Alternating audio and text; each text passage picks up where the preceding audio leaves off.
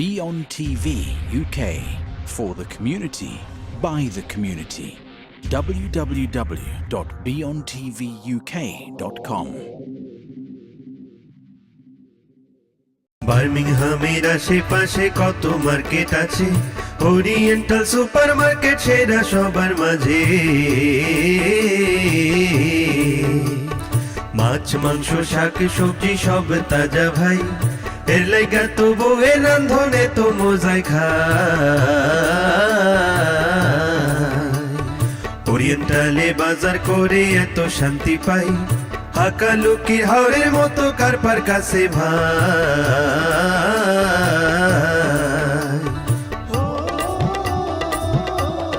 Oriental Halal Store, Coventry Road, Small Heath, Birmingham.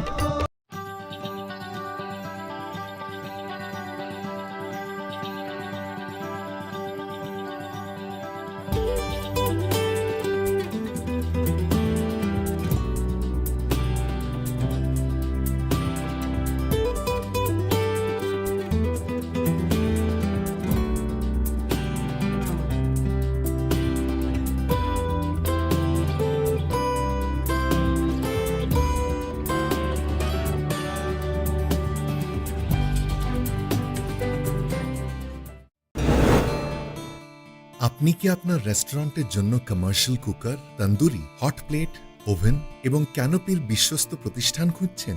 আপনি কি এই সকল সামগ্রী ইউকে স্ট্যান্ডার্ড সার্ভিস সার্টিফিকেট সিই সহ চান? তাহলে আর ভাবনা নেই। সুদীর্ঘ 20 বছর স্পেন, ইটালি এবং বাংলাদেশে সুনামের সাথে ব্যবসা করার পর এখন বার্মিংহামে খোলা হলো আমাদের শোরুম এবং ফ্যাক্টরি। আসসালামু আলাইকুম। একটা ভালো রেস্টুরেন্ট এবং একটা ভালো ব্যবসার জন্য একটা ভালো কুকারের প্রয়োজন হয়।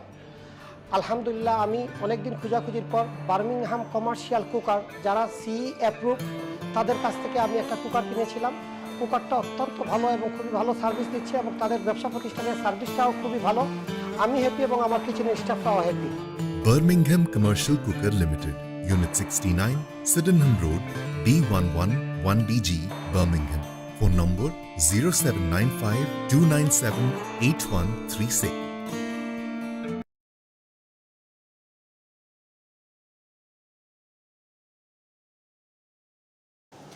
Assalamu alaikum and welcome to Wholehearted Living. I'm your host for this show, Aamilah, and this show is all about bringing stories, sharing stories and around the courage, the compassion and connection. And this show is brought to you via BEONTV UK, live here, and some of you may be catching up. Please give us a follow if you're not already following us on Facebook, on Instagram and also on YouTube. It's BEONTV UK. So some of you may remember my guest Saba. Assalamu alaikum, Saba. Wa alaikum salam. How are you? I'm good, thank you. Very well. Good, good. Thank you for coming back. This is a follow-up show on autism and going through the journey of autism through the perspective of a mother and perspective of parents, because Saba's going to speak from a parent point of view, not just a mother point of view. And we did a part one some time ago where we also had another guest, Nazia, in the studio with us. And we had some very informative, and I learned so much, and I took a lot away from the conversation, and I know that our listeners also took a lot away from the conversation.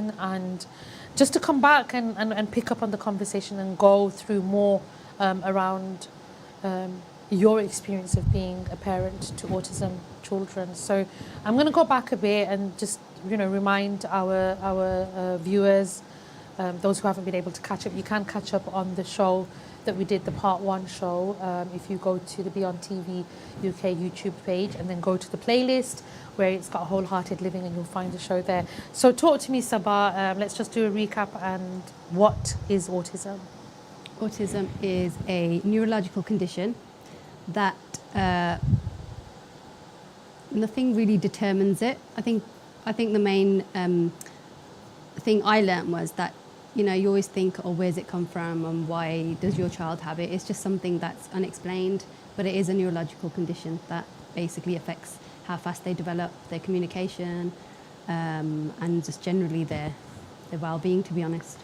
And I suppose also the way there's a part of autism which is the way they see the world. They don't see it the way and the way if the kind of like the non-autism person, which is probably a larger number in the population, that the way we see things, you know, whether it's the sounds, the way we hear things, colours, people, touch, Yeah, so texture, sensory, everything. The stuff. sensory elements of the way we see things is very different to the way they see things. And I suppose, and that's where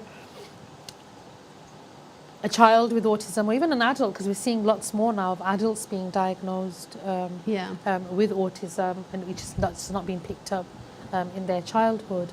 And I suppose what I'm saying is that it's two different worlds, really, and it's about because you see them as different, because they don't see things the way we do, so they're kind of like looked at as being different. And then I've seen and I've heard lots of, like, you know, families, parents, especially from following on from the first show, like, and I've heard people come on and come to me and say, and there's this whole denial behind, like, I don't want to come to an acceptance that my child has got autism, because then it's about my child is different. And how do I then bring this child who is different but special as well, you know, to the world, and for the world to accept my child for being different. And I suppose having these kind of conversations, you know, having the courage to come onto my show, then allows the people to be compassionate to those who are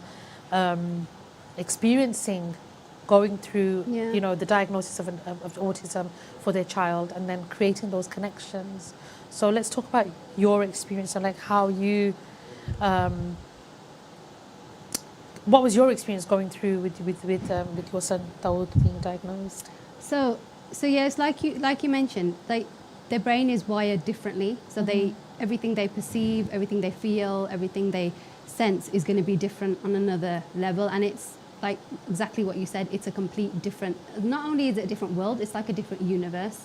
Their brain is a different universe. The way they cope with things, the way they see things, and then what a parent needs to do is somehow go into that universe, because I think if you stay outside and just kind of watch this behavior and not try to understand it, and then become bitter about the fact that it's so different to what you usually see in a child, or even trying to change them, to come and force them to become what we think as like, and I'm going to say in inverted commas, and there's no disrespect regarded from this, but normal, and trying to force the child's, you know, the behavior and the way their worldview and the way they're seeing things, and trying to change that by force, because we don't want to accept that there's something.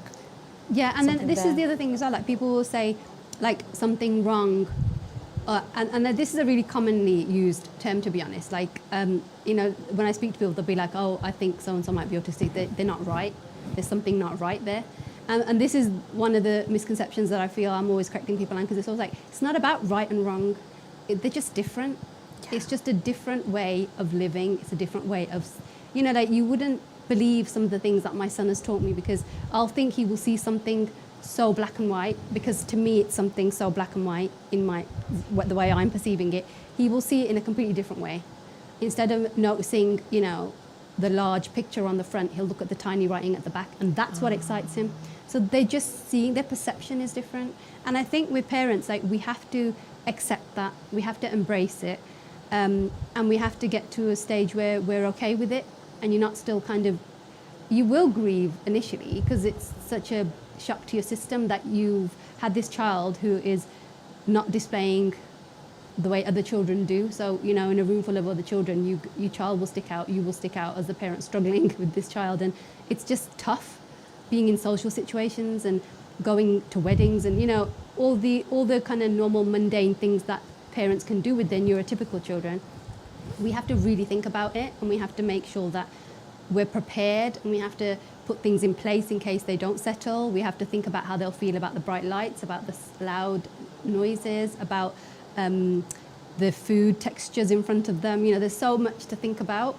But I think once you're past the stage of acceptance, once you've have accepted it, and I feel like it is a grieving process, because you go up and down. You'll have days where you're completely on it and you understand it and you get it, and you have another day where they can do something and you think, oh my God, that's so not normal. And even as a parent, you think, God, and it hits you again, and then you go through a few days of where you're, you know, sad again, and then, but then you get back on your feet again. And like anything in life, I think it's just about making sure your own mental health is at such a good level or trying to maintain it as best as you can, so you can help your child as best as you can.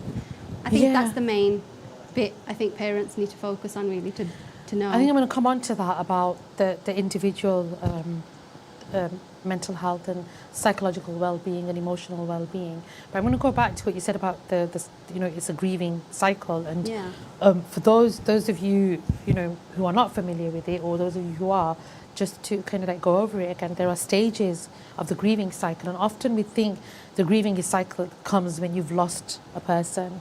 When a person's passed away, then there's bereavement, and we also associate grieving with that. But actually, there's so much more to it. There's a whole process, and if I can remember them correctly, it starts, it's not in any particular order as well. There's denial, there's bargaining, there's depression. I can't remember what the fourth one is. I think negotiation. No, that comes into bargaining, and then one of the stages is acceptance, and that's at a loss. So we grieve when there's a loss, and when you said like, you bear this child, and we even go back before you even, you found out that you were pregnant. It's from, you imagine my life is going to be in a certain way. I'm going to do X, Y, and Z. Then I'm going to have a partner. I'm going to get married, and then I'm going to have children, and my children are going to be in a certain way. And then there's this whole picture that you've painted of how you perceive your life to be, or how you desire and dream for your life to be, and then. And how you desire your child to be. You're essentially grieving the life that you thought you were going to have. And you're grieving because that child's not going to have the life that you anticipated for that child to have. So you're grieving that. Yeah. And that's the process of it. Because like you said, you have to put a lot of planning in. There's going to be people asking you questions, and you don't want to, like you said, going to weddings. Oh my God, it's not going to be easy, not the way that I wanted it to be. And so you go through this grieving process, and that can't be easy, because there's so much that you have to adjust. And what is mental health? If you look at it, it's adjusting a behavioral or a way of looking at something. And so you will go through that process, and you will have that bargaining. Okay, I'm going to try and force my child to do things in a certain way, like the neurotypical child is doing. I'm going to try and force my child to be that way, because that's your bargaining process. Yeah, and sometimes that works. Like I know with my son particularly, he imitates very well. So sometimes it's very nice for him to be around neurotypical children, and he will imitate the right behaviours. And what I mean by that are the ones that are going to benefit him later in life. Like, for example, putting your shoes on, hanging your coat up, putting the plate back in the kitchen after you've eaten. These little actions, you wouldn't mind them imitating that. So you kind of will try to force it upon them. So, if they see somebody else do it, you'd kind of model it and say, well, you pick the plate up, and then we walk in. And so in that way, it's okay to do it. But it's when you see that they are preferring a situation in a different way, and it's not like the other 10 children in the room, and then to kind of comfort yourself to not look so abnormal, you force them to do it your way because you think that's the right way. And in that situation, it's so detrimental for them, because remember, they don't understand that way. So you are literally trying to fit, like, the square peg analogy. It's so spot on with autism, because they'll never fit. And there's no point forcing it. And it's when you come to acceptance, you can then move forward with yourself, with your child, with your family, with every setting that you're going to come to in your life, I suppose. But the thing as well with the process of the cycle of grief is that you can go back, because you'll have a trigger. Like you said, you have your good days, but then somebody will make a comment, and that becomes a trigger. And then you're going back. So with I me, can't cope with this, or my child needs to try now, and putting them, not accepting their being different and trying to force that back on, and then you go back, and you will have this, and it's just to say that's perfectly normal. It's actually completely perfectly normal to go through that. So when you are going through that, not to start doubting or questioning yourself, and just embracing that this is part of the process of me coming to acceptance and moving forward. And it's going to pass. It's going to pass. You might even have 2-3 weeks of feeling down, but you know what, you will have another 2-3 weeks where you feel great. So it's just about allowing that time. Because we're always chatting, like me and Saba have known each other for years, and we're always chatting, and be on our WhatsApp or Instagram or wherever it is, or in person. And there are days, and I'm witnessing you go through that. There are days where, and I'm seeing that it's absolutely brilliant. But there are days where you're just like consumed and I Exhausted. can't do this. Why does it have to be this way? Yeah, But like you said, you get through it, you get past it, and you learn. You learn your behaviours. You learn more about your triggers. You learn about your managing and your coping, and then you've moved forward. Yeah. So yeah, and I want to just say thank you to you for opening up on that, because that's like a really brave thing to do. I you know, my hopes are that, and you know what, we're like, you know, with how we see the world, be your most authentic self is when your mental health will be the best, because you're not trying to be anything else and you're just open and honest. And I think specifically with parents with children with special needs, they need to, that's what I'm trying to advocate here, you know, just be open and honest. More people are understanding than you think, and there's a lot more support out there than you think. So it's okay to be vulnerable, and it's okay to share your story, and it's okay to have a child with autism and be okay with it. Because what I love about what you've done, Saba, you've taken this, you know, and I say it as like a blessing that God has given to you, the gift that God has given to you, and you've taken that and you've opened yourself up to the world, really, and said, hey, I'm an autism mom. Mm-hmm. I'm an advocate for autism. This is who I am. I'm on social media, super autism mom, because that's what I am. That's what I'm going to call myself. And so many people reach out to you.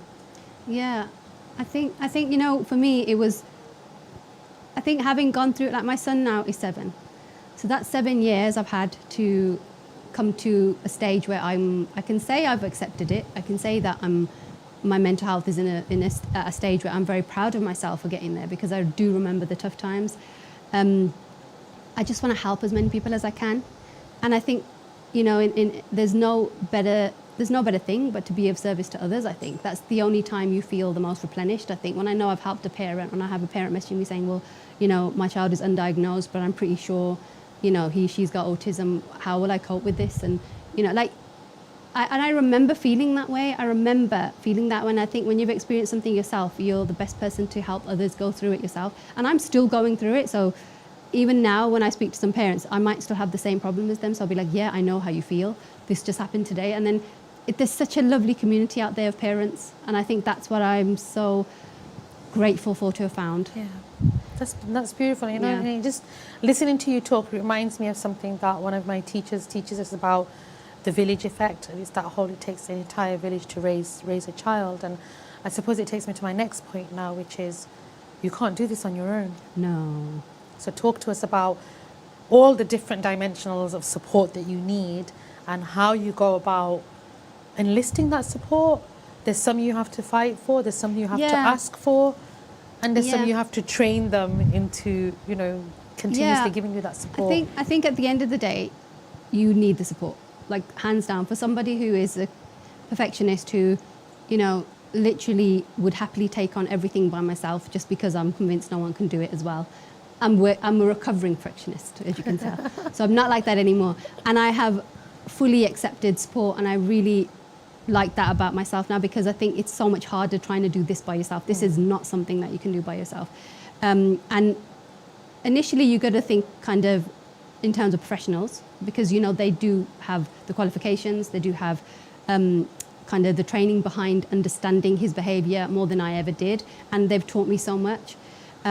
So obviously Dode still gets ABA therapy, which we won. What's ABA? ABA therapy is applied behaviour analysis, and it's, in my opinion, I think it's one of the best therapies. It's used around the world for autism, and it's the one that is most commonly successful amongst so many. I mean, as you know, the spectrum's quite large, so amongst that, no 2 autistic children are the same. Okay. But ABA has that quality that it is able to cater for each individual child, because each program is catered for them. So that's why it works. So that's my research led me to that.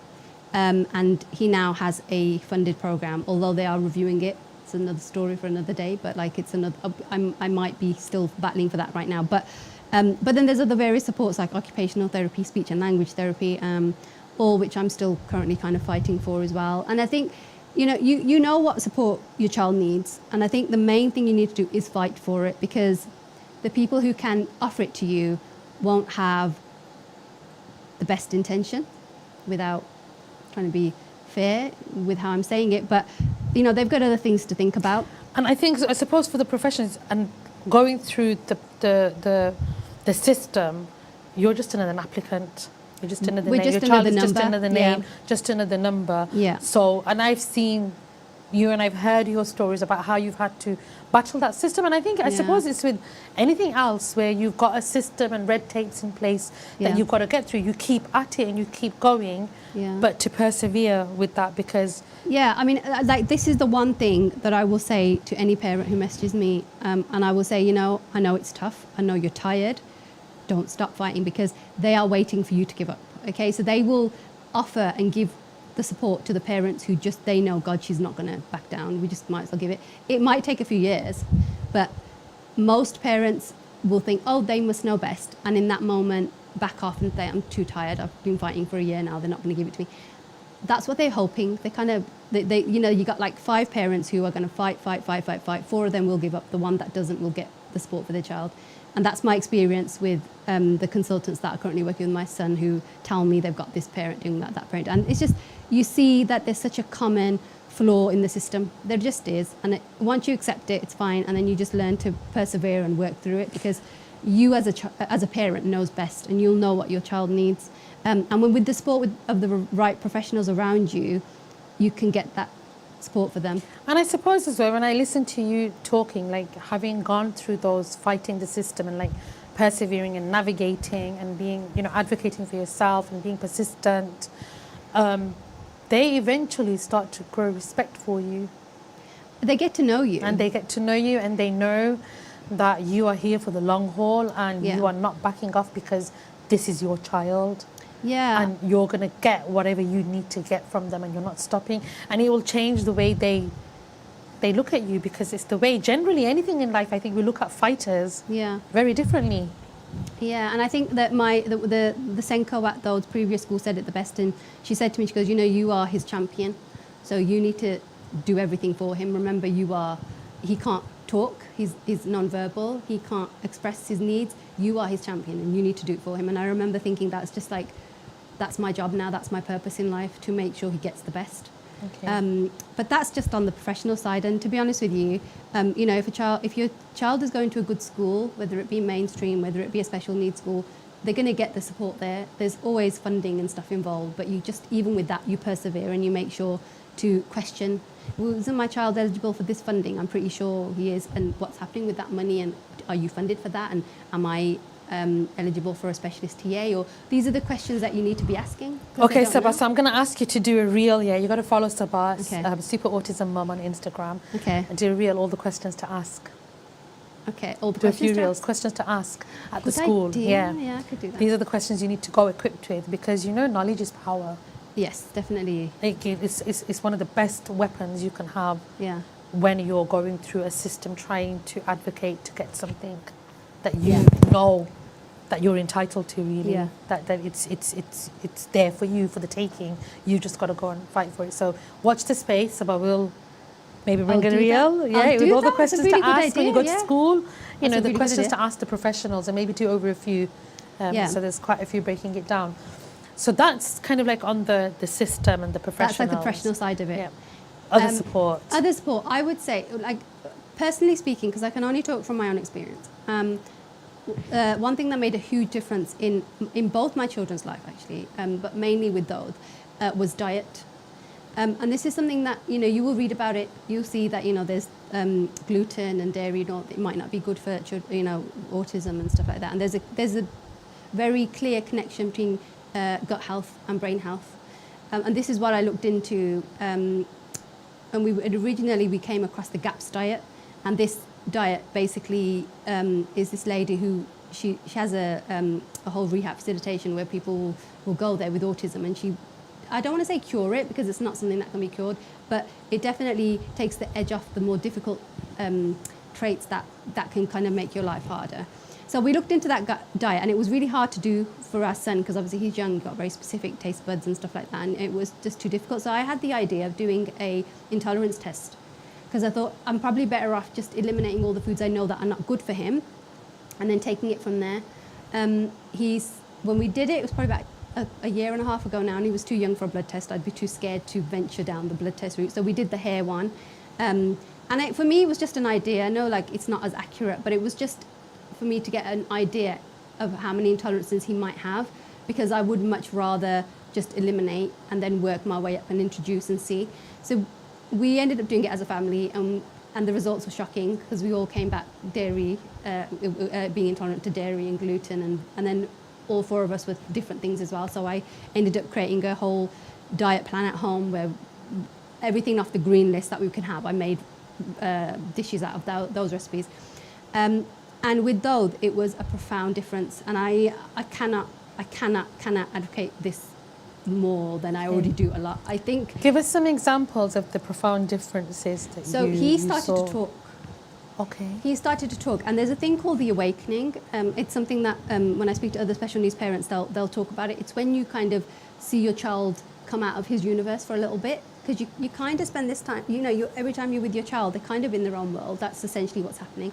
And then every now and then they dip in and out, and they might look at you, but it'll be like for a millisecond, and you might have eye contact, and you think, oh, he's here with me. When he was off gluten and dairy, I think it was probably mainly gluten, although I know the dairy wasn't good for him for digestion reasons. But in terms of brain health, he started to kind of make eye contact for longer time, like prolonged amount of time, to the point where I'm kind of looking at him thinking, oh, he's still looking at me, oh, he's still looking at me.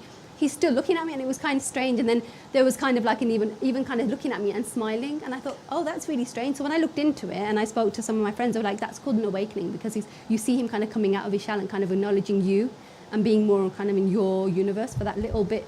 It's not for very long. It might be for like 6-7 minutes at a time, but you just feel his presence. He's with you. And then he actually started to say words.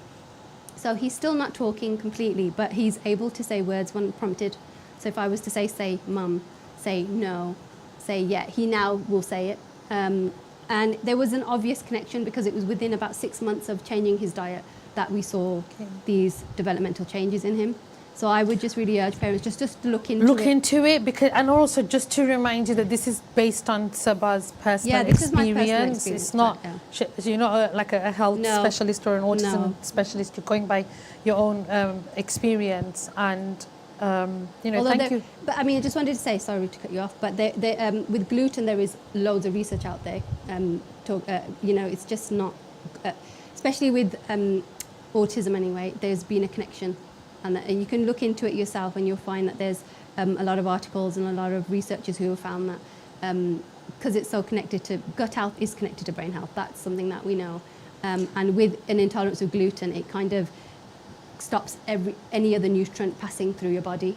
So the more gluten you're having, the less nutrients your body is essentially having, and then obviously that's going to have an effect on your developmental. Yeah. And it's like you said, just to reiterate, that it's not a cure, but you were seeing developmental changes, and it's worth exploring. Progression in him, I would say. And one of the things that I really like about you, Saba, is that you've put this at the forefront. Like, it's not probably some viewers are probably watching and thinking, you know what, I can't do that because I've got like X, Y, and Z I need to cook for. Where am I going to put my child's diet? But and that's, everybody's situation is very individual.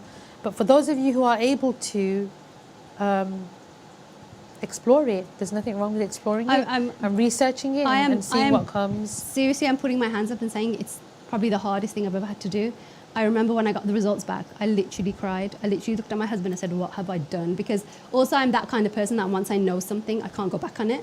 So I couldn't have just ignored it and said, oh, it's fine, I'll give him gluten. I couldn't do it. I was like, no, okay, this is telling me this now. I have to follow it. I have to go through with this. And I would say it took me a good month or so to get into my swing. But then I ended up basically just looking for alternative recipes, stuff that they already enjoyed, but just using different flours, different lactose-free products that I could use. And now I'm in a place where Daud now has been gluten-free, dairy-free, and other random things that he can't have for over a year now. And he's used to it. And so, some people might think, oh my gosh, that's a bit extreme, but you're seeing the benefits of it. Yeah, I mean, I would never have. I mean, it's hard. I mean, I wouldn't have carried on if there was no difference. I would have thought, God, I'm only making my own life harder here. So, it's not something I would have followed through with. Myself, my husband, and my daughter, we've become a little bit lenient. Especially my daughter, who desperately tries to go to other people's houses because, oh no, mommy, they haven't got my food. I'm going to have to eat their food. So but bless her, she's verbal, so she's okay. More with Leah. Because both of your children. Both my children are autistic. Yeah. But Leah is verbal and high functioning, for the lack of a better word. But yeah, so she, you know, for her it's more digestion. Like I'll just realise in her health that there might be some issues, but. So I kind of, I've learnt to become lenient and I've learnt to be flexible, probably the right word. Sounds like it's been like a whole process, a whole journey for you. This had a grieving process too. This was like, I was like, oh my God. You see, for myself anyway, I've been off dairy for a while anyway, so it was gluten that was for me. That's like, I need to eliminate that. But you know, you have days where you just think, oh, forget it. It's really interesting you say this because I'm going to go on something completely different. I met an amazing lady last month through a work trip that I was on, and she was one of the cyclists on the project that I was on. Her name was Adelaide, and she had suffered from chronic fatigue syndrome for a very, very long time. She was bedbound. Oh my God. Gave up her job, she was bedbound. And then she decided she's going to do something about it. So she, like yourself, she took to research. And she looked into the science of food and she cut out gluten. Okay. Once she cut out gluten and she fixed her gut health, her chronic fatigue syndrome went. She's triathlon, so she's very physically active. Triathlon where she does swimming, cycling, and what's the other one? I think is it hiking? I think it's hiking. And she's so physically active, and she was the fastest cyclist on it was the Freedom 50 charity bike ride that we did. She was the fastest cyclist and cycling at some points at 40 to 45 kilometers per hour. So she took the gluten out and she started to see the difference. Yeah. There's so much more to her story, and she's now a sports performance coach. Wow. So I hear you when you talk to me about gluten. This is the thing, right? So, yeah. I'm so sorry. I'm overly passionate, as you know, about anything that I am passionate about. And like gluten for me is like, I mean, another great example would be the tennis player Novak Djokovic. Now, some people who like tennis will understand this, but he randomly became very good at tennis and started to win all the trophies. And if you look into his story, because I had a podcast with him and it was fascinating, he gave up gluten and it literally enhanced his tennis to another level, and he talks about it in detail and stuff. But That's it's just really there's so much research out there. Very it's fascinating. worth looking into if you want place to. to explore down and look into. Yeah. So I've consciously decided we're not going to go for a break. We're just going to run through this 'cause it's super hot. This is the summer season for those of you who are going to be watching it back.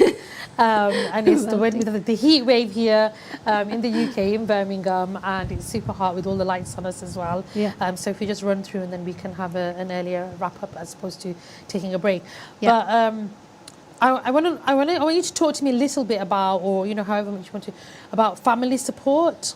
Okay. And partner support, and then also the community around you. Yeah. Like whether it's somebody who you know or whether it's when you're out in a social space. So for me, as somebody who's going to be out in a social space, I'm under an obligation to support you or support other parents who have got children with autism. Yeah. Talk to us about the support that you can get from family and strangers. So I think it's super, super important that your family are aware of the situation. I remember making everybody, the day he was diagnosed, I made sure my whole family knew. I said, he's now officially diagnosed with autism. You have to begin with awareness, I think. Full-on tangible support is very hard, I think, for anyone, because you got to remember, like, some behavior that I'm very used to, that I deal with 24/7 on a daily basis, repetitively, over and over again, for me, won't seem as hard because I know how to deal with my son. I know how to restrain him. I know when he's going to hurt me. I know how to block it. I know all this stuff is what I've learned now. If I go to a relative's house and they're seeing it for the first time, it's daunting. I can't expect them to just jump in and say, "Oh, let me." They won't. It would probably be too frightening for them to think, "I don't know. He's too unpredictable. What could we do? How should we do it?" So my personal approach is that the people in my family who are open to supporting me and are not scared and willingly say, look, can you teach me this, and I want to help, want to do this, they're the people I will say, you know what, so this is that, this is how you deal with it, and this is what we do. But I think for me, you just want everybody to understand.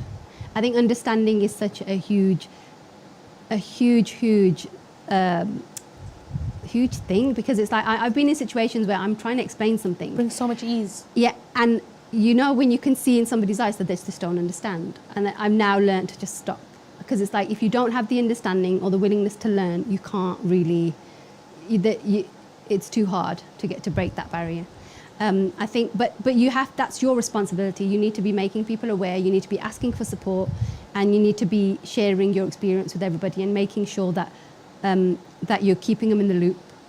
You know, it's very dangerous for yourself to become reclusive and not want to tell people, and then it will have an impact on your own mental health. There's no shame in it. Exactly. There's no shame in it. There's no shame in it. Please tell us why there's no shame in it, because this is a child of Jannah. So like, please just like tell us. He's my little piece of Jannah. This is what I've told all my friends, and it's the one thing that comforts me the most when I'm having the toughest of days. I remember that how blessed I should feel, because Allah has given me a piece of Jannah to look after here. And I think how amazing that is. Because when I look at him, that's what I see. I call him my Jannah. Like, he is literally the most precious thing to me. I mean, as is my daughter, but obviously with his additional needs, it's just so hard to watch him suffer, because he is just so different, and he just needs me to do everything for him, really, and his dad. And he's a piece of Jannah. Now, how can you be, and how can that make you feel Shamed. There's no shame in it. not Like at all, everything, you know, whatever the condition is that we have, you know, even when we look at like people who get old, like I look like with my father, for example, when he went through dementia, and his behavior became erratic, but it was difficult for us to take him out, because people, you know, the way they would look at you, or you'll get judged, and people, you know, thinking he's gone a bit, you know, insane. Yeah. But it isn't. And I think there's no shame, because everything that we go through, everything that we are given is from God. Yeah. And there's no shame in it. And it's about showing up with courage and being, this is me, this is my truth. Yeah, 100%. And if you can support it and hold a safe space for me with my truth, absolutely fine. If you can't, I'll give it a go to try and explain it to you. But if you still can't get it, and you haven't made the effort to try to understand, then I haven't got time to educate you. Yeah. I'm going to move on. Because and you know, this continue. just parenting a child with special needs itself is a 24/7 job. It's a, you know, any time that you make outside of that for yourself, for your friends, for even time with your partner, that's all time you need to make time for, because his needs are so they're so extreme that he kind of needs me all the time, to be honest. I'm really lucky now, actually, with the ABA tutors that I do have, and the fact that he's only very recently started full-time hours in school, which, you know, he's 7 years old, so you can imagine for 7 years I didn't have that 9 till 3 that most parents had, because he was just going in an hour here and there, and then we slowly increased the time over like hourly increments. But he now is staying from about 9:30 till about 2:45, and that is probably one of the biggest milestones he's met, and it's a huge deal for me, because I just didn't know what to do with my time. You know, I now know what to do with it. I figured it out. I just mainly fill my cup, but yeah, it's huge. It's huge to have that support. So it's gratefulness as well. It's gratitude, understanding that I'm so blessed to have these tutors that come and work with him and help him develop. I'm so blessed to have, you know, an understanding family who don't judge me when I am just, you know. The other thing as well is you won't present as nice. Like, I've come across really edgy. If he's going to be difficult, I'm difficult, basically. And this is what my motto. Usually I say to family members, I'm like, you know, if he's happy, I'm happy. So if you want to help, make him happy, sort of thing, you know. And I've got such wonderful family members. Like, literally just Eid just gone now. You know, my sister-in-law actually like got a bubble machine, because she, you know, we were going to do it at their house, and she bought him a bubble machine. And these are the little actions that like blew like me and my husband away, because we were like, oh my God, we knew that was going to keep him happy. It did keep him happy. He was in the garden the whole time watching this bubble machine, you know. And the very little actions, but they are so grateful for that bit of compassion that you'll get from family members who just think, okay, how can we make it easy for them? Because it's what we're dealing with on a day-to-day basis at home anyway. So then when we need to go to a house, to another person's universe, in a set where you're worried that he's going to break something, or you're worried that he might not be stimulated enough, or you might be overstimulated, or, you know, you've got to think about all these things. And we are obviously the most comfortable at home, so it's so easy to just retreat and, you know, like, I'm not going to go anywhere. But it won't help him developmentally. He needs to be out. He needs to be meeting people. Also, you as well, you need to be out. And Yeah. you know, I suppose I would say to family, like, where you can support, and especially for those who are living in extended family households, because I suppose for yourself, because you live not with extended family, Yeah. it gives you that much more ease. Correct me if I'm wrong. Yeah. So it's about like creating that safe space for not just the child, but the parents as well, to help them through this and to help them manage and cope. There was one last thing that I was going to ask you, and it's gone out of my mind. So I'm wanting it to come back, and I'm trying to force it back into my mind. But while it's coming back to me, Saba, is there anything extra that you want to add to our viewers? And we will be coming back to do more shows on this topic, because I think there's a lot of conversations that we need to have around this, and bringing more guests on so we can hear more stories and learn more and understand more from each other. There is a general, unfortunately, lack of awareness around this, and I don't say that coming from somebody who had awareness. You know, like I didn't before. I was actually quite intimidated and quite frightened of if I saw somebody with special needs or child special needs.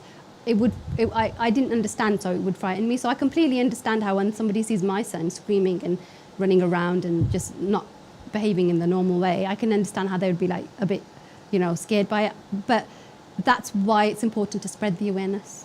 And I just wanted to add with the support, because we went through professionals, we went through family, but there's no other support like other parents with special needs children.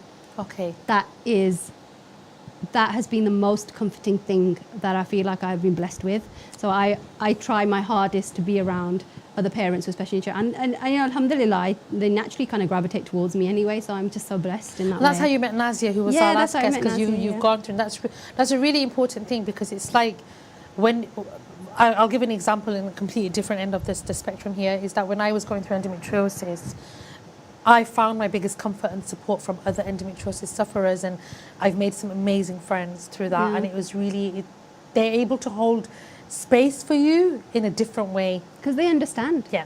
There's an understanding that doesn't need to be spoken about. And you'll get a lot of support there. Yeah, even just like, just being in their company, you feel supported, because you don't have to explain. I mean, literally half the time you don't talk. You just have this look that I know.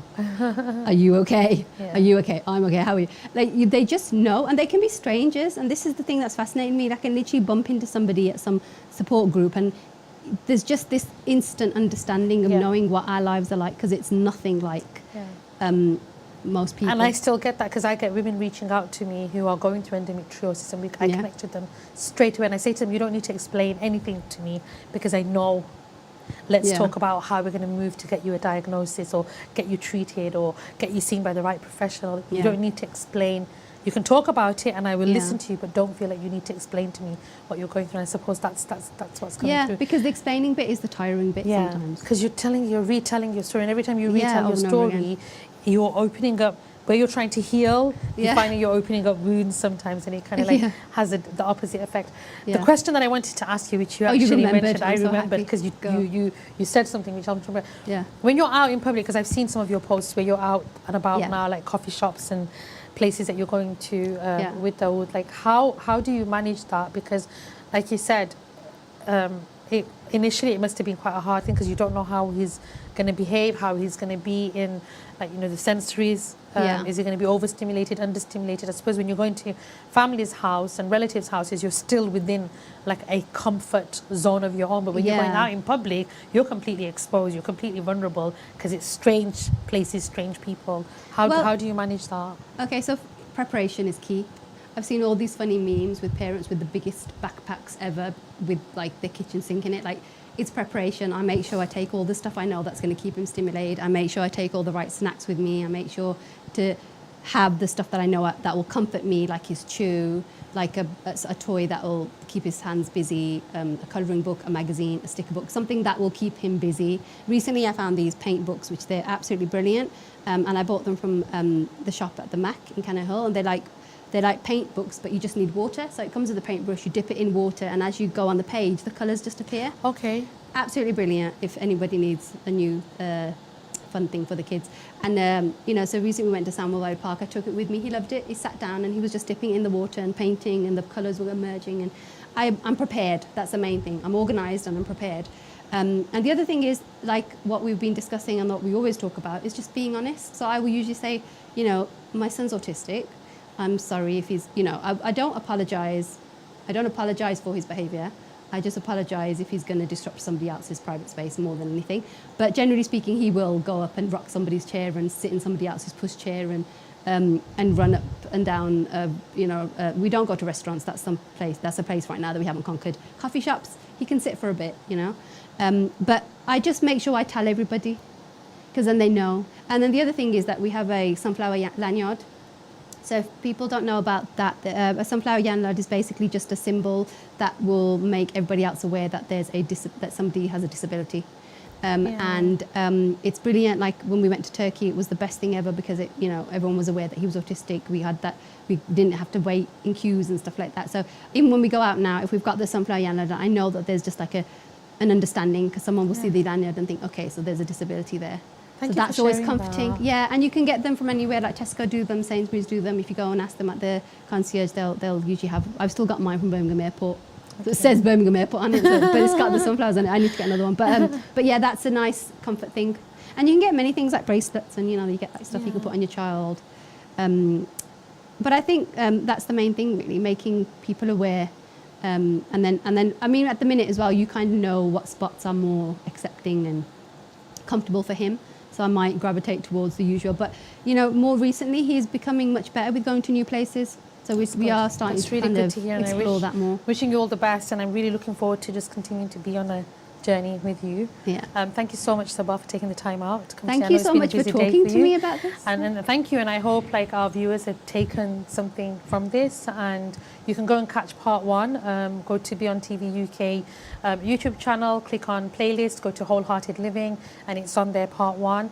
There's part 2, and we've got more parts to come, because the conversation that I want to have, more conversations around this, and really raise the awareness and bring the courage, the compassion, and the connection. This is what this whole show is about. And again, thank you to our viewers. Thank you to everybody in the studio who's come to make this show possible today. If you're not following us already on our social media platforms, Facebook and Instagram, get on there. It's BEONTV UK, and also our YouTube channel, BEONTV UK. Once you've watched this show, please do remember to share it with others. Stay well, stay good, stay blessed. Assalamu alaikum.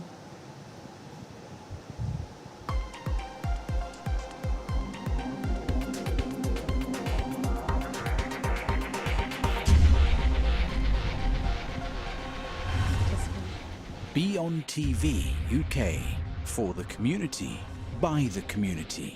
www.beontvuk.com.